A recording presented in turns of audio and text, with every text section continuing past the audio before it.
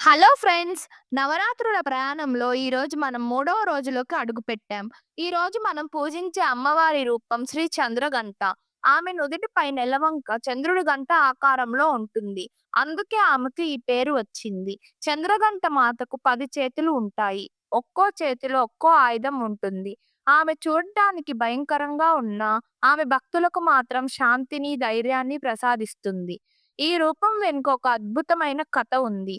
లోకాలను పీడిస్తున్న మహిషాసురుడు అనే రాక్షసుడితో యుద్ధం చేయడానికి దుర్గామాత ఈ రూపాన్ని ధరించింది. ఆమె నుదుటిపై ఉన్న చంద్రగంట శబ్దం ఎంత భయంకరంగా ఉంటుందంటే, ఆ శబ్దం వినంగానే రాక్షసుల గుండెలు పగిలిపోయాయట. చంద్రగంట మాత తన భక్తులకు ధైర్యం మరియు నిర్భయత్వాన్ని ప్రసాదిస్తుంది. మన జీవితంలో ఏ కష్టం వచ్చినా భయపడకుండా ముందుకు సాగే శక్తిని ఆమె మనకు ఇస్తుంది.